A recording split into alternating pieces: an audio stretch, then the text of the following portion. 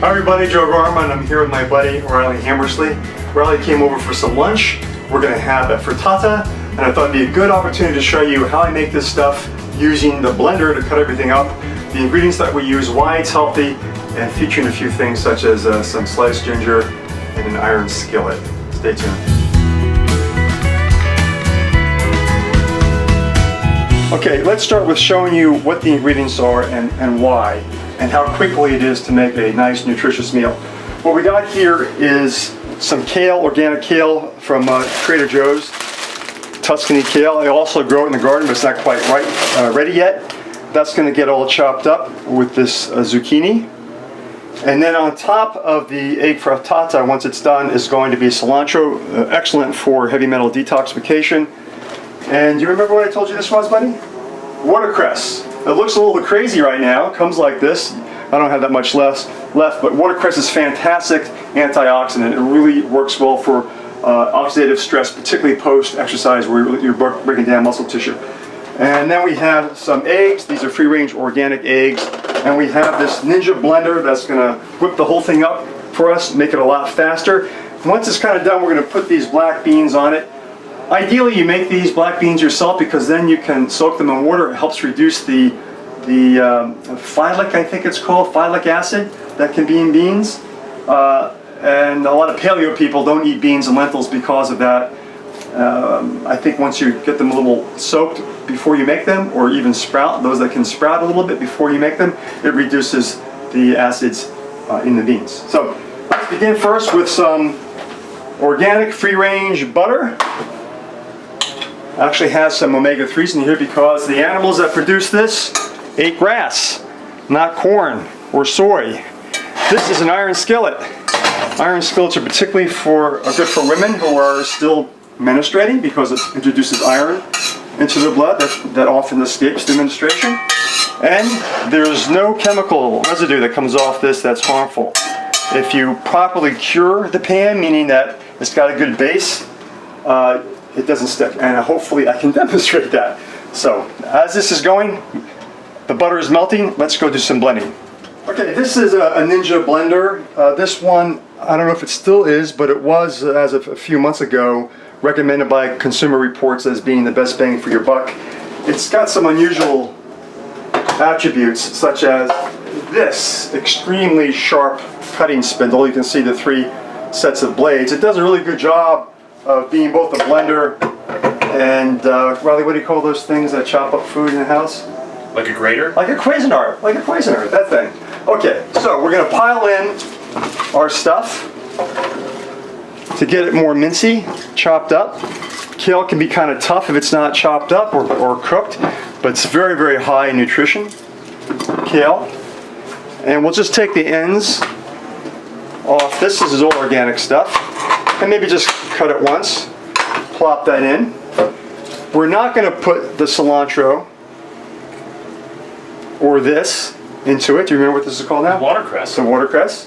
Because that's going to be chopped up and put on the top, and as is the beans. Hey, maybe we'll even put some feta cheese on the top. All right, anyway, so this is what this looks like. I like to pulse it first to make sure everything's okay. It is. 3.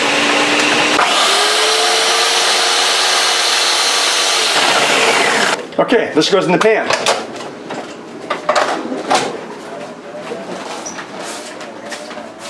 Pull the spindle out so this can quickly evacuate the blender. And that's a nice feature, this thing pulling out, because then you have full access to here if you wanted to, or what the hell. You can get yourself one of these. So we're going to get this circulated around a bit. And then you say to yourself, oh hell, I forgot some ingredients. So you put this back in, you go back here, and you say, what did I forget? I forgot the onion. So let's get the skin off. This is red onion, it's a strong onion, I like it.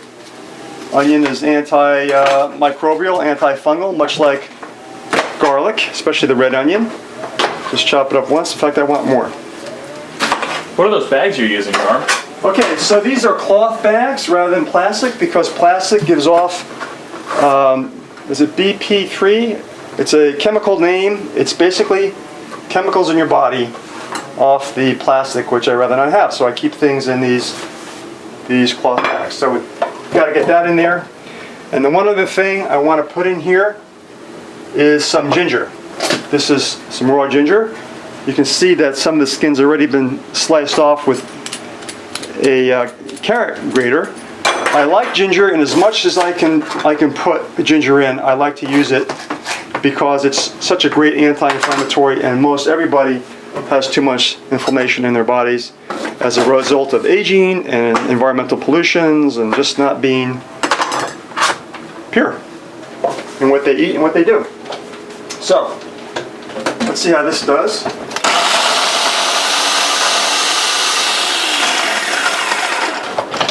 Okay, unlock this puppy. Add it. I'd forgotten it. Now we can add it. No big deal.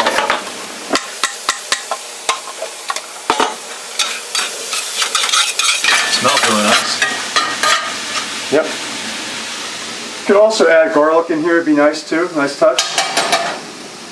So we're going to let that seep or steam up a bit, saute a bit, and add the eggs. Just like with coffee, cholesterol, fat, eggs, there's all these controversies of recent times about what is good and what is not. Coffee used to be bad, and now it's supposed to be good.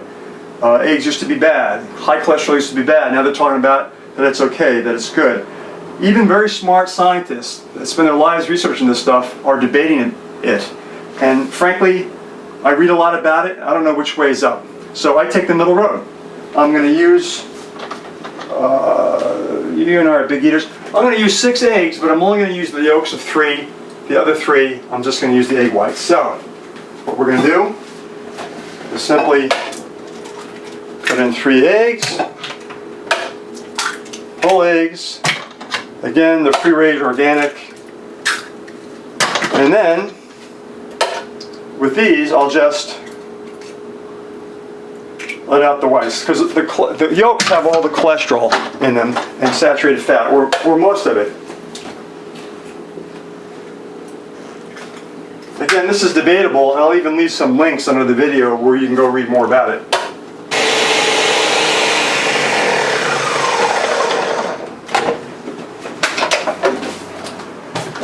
And that's not ready to pour in yet, but that'll be the idea. See how this is doing? And you can see one of the benefits of the blender is this gets all minced up, right? So that's going to be easier to go down, less chewable. It's particularly of interest to people who are not big into vegetables. One way to get yourself going with vegetables is to have it really chopped up a lot. That way it doesn't feel like you're crunching on something unfamiliar. It blends in better with whatever sauces and other things, like in this case the eggs, that you might be adding. So we're going to let this go another couple minutes. Then take it out, add the eggs, and layer that on top. Okay, so I guess it's another 3 minutes have transpired, and we're now ready to get the eggs in. But rather than put the eggs over this, I'm going to take this out, add a little bit more butter, and then put the eggs in. That will help with this frittata look. All right, get a little bit more butter in here.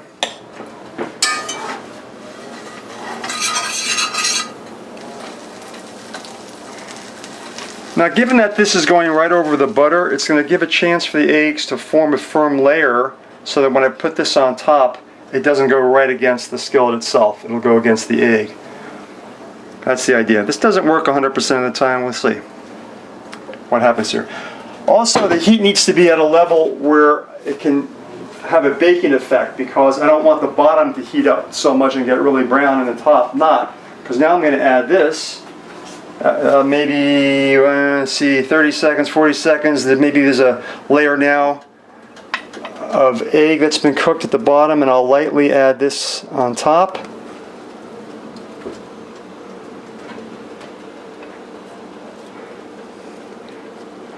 By the way, I'm just a pretend chef. I don't really know. Something you do on TV. I'm not really a chef, but I cook my own food, and it's healthy stuff. Maybe you get a couple ideas here. And what the hell, let's put some fantastic salt, some French thing. This goes out very slowly, so it's not as much as you might think. And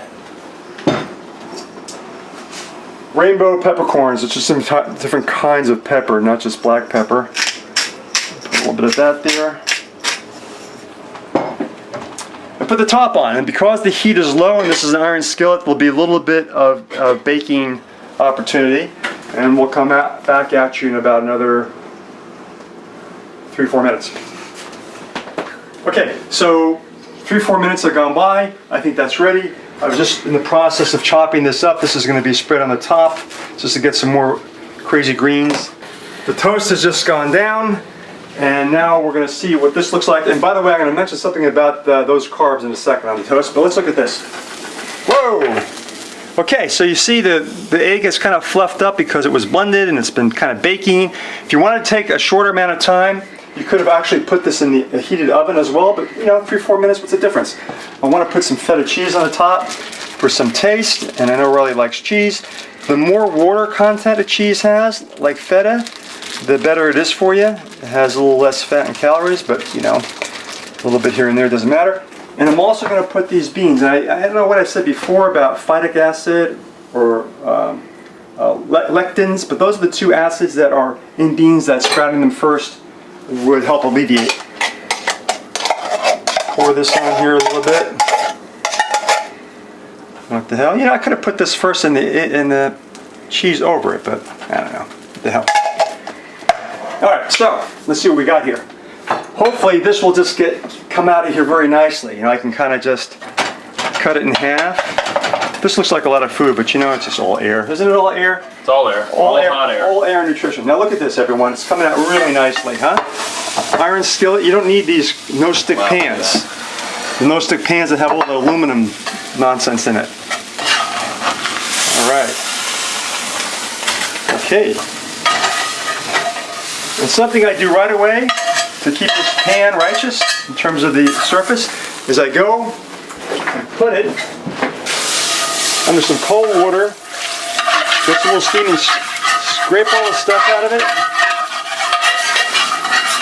If that doesn't work, you can always get a little brush or something, but I usually don't even need to have this. And then I put it right back on the oven. I'd shut this, but usually I don't shut this. I keep it on for a couple minutes and it keeps the rust off because it heats it up. Now, while I was jabbering, the toast has come up. This is a sprouted bread. It's a very good, complex carb in that the grains are whole grains, not refined grains. Nonetheless, this whole carb thing I think is straight on. Where the reason America's gotten fat is not because of eating fats, because of eating too many simple carbs. Those white flours, those white rice, all the sugar and sodas, etc. So I don't eat many carbs. In fact, I would normally eat this without bread at all, but Riley's here. Don't pin this on me. Riley's here, and he likes it, and I'm going to work out today. And it's the workout timing with the carbs that's good. When I'm done working out, I'm willing to eat more carbs. I might have a fruit in my after-workout smoothie, that kind of stuff. But generally speaking, I don't eat many carbs, other than vegetable carbs, and there's some in the beans. But I don't eat grains, let's put it that way. I don't eat grain carbs typically unless I'm working out, and primarily after I'm working out. So this is the meal. This is what we're going to go into. You want to try some of it? Let's try some. All right, let's try some of it. Now I told Riley that I would not cook this for him unless he told everybody how fantastic this is. So remember that as you try it. I haven't been bought. This is authentic.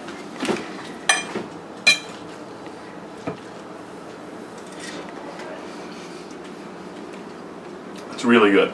All right. It's delightful. All right, everybody. Thanks for watching. Bye. Whoops. Whoops. Forgot that. Whoops. That's it.